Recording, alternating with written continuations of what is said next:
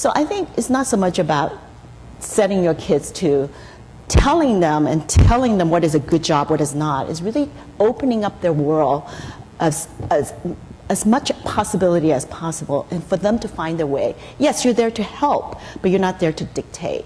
And yes, music is great, no doubt about it. But there's lots of things that I think is just as important. And this is, you know, I actually didn't even realize it. My son, growing up, of course, played tennis, very typical. And when I brought him to school, and he wanted to play varsity tennis, and the teacher said, no, he has to play soccer. I'm like, why? He hates soccer. He said, because he needs to learn to play within a team. He's never done it. He's always only played tennis, and he needs to learn to play within a team and be a team player. You know, I never thought about that. You know, after that, I actually stepped back and thought about it. I'm like, you know what, you're right.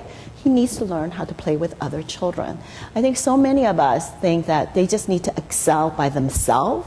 And I think these are characteristics and traits that I truly think that will more be leaders. And I think that we tend to, as Chinese American or Asian American, never think about that.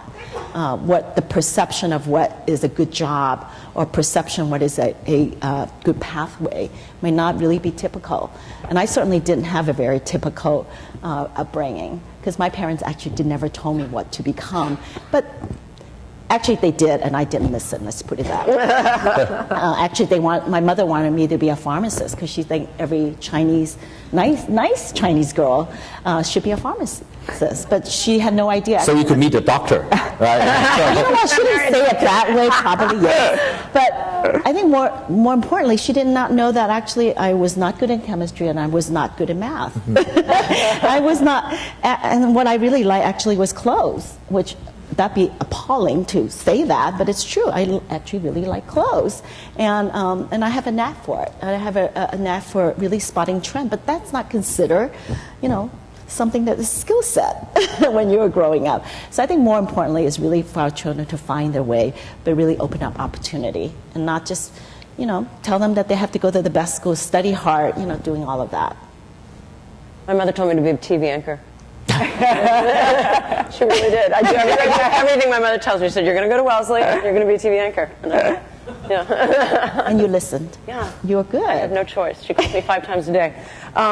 So this next question, I'm not quite sure I understand the point, but I'm going to ask it. Journalists are critical of other people's questions. That's how we are. This is an increase. There is an increase in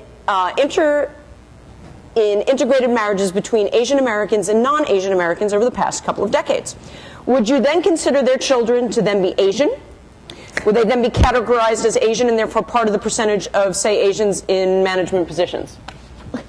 Why does it matter? I don't know. I thought, Pass. I am half Hispanic. I consider myself Hispanic. How much of the Asian progress, in quotes, is attributable to the economic development of China?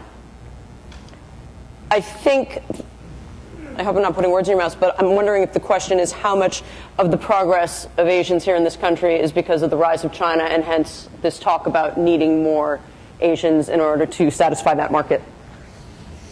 My point of view, and I think, you know, somebody else could add a different point of view. I would say a big part of it is because the Asian or Chinese American is now a different generations.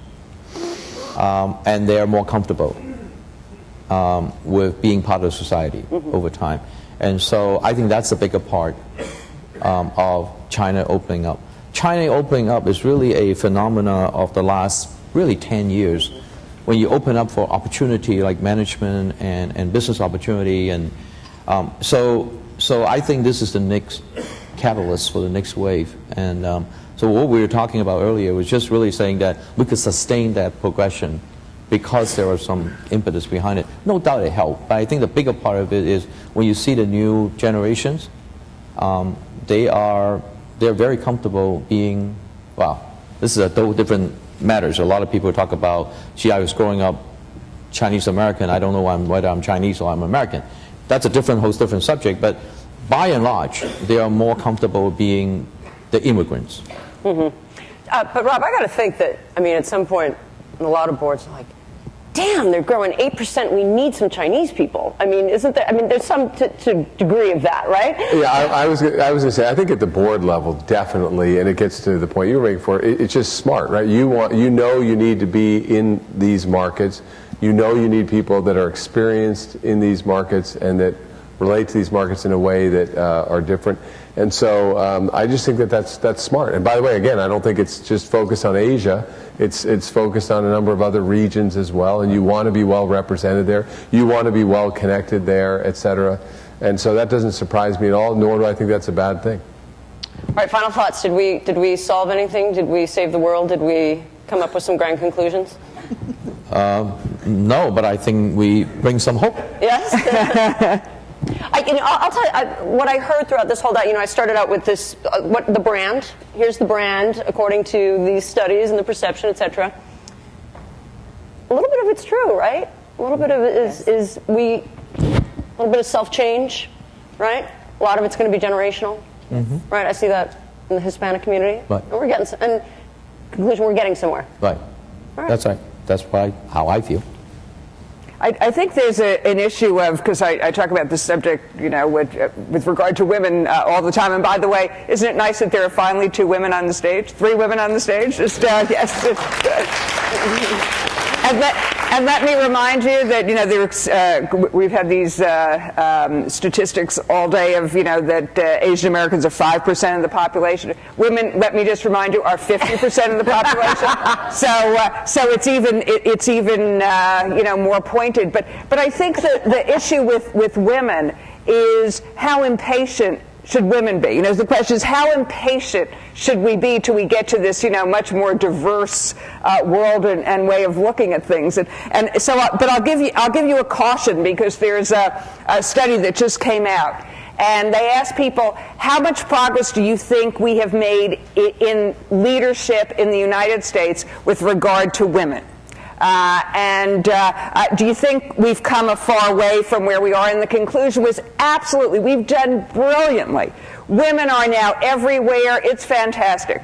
Do you know what % of leadership positions in the United States right now are held by women? 12. So I think there's a danger in sort of declaring victory too early, is what I would say. And I think you just have to keep pushing at it, because especially when you're starting with a low base, you could double it and you could get to 8, and you're really not as far as you need to go. And I keep that close to me now all the time in thinking about things. Okay. All right. Agreeable. Well, thank you, everybody. This was a lot of fun. Thank you. Thank you. Yes, thanks.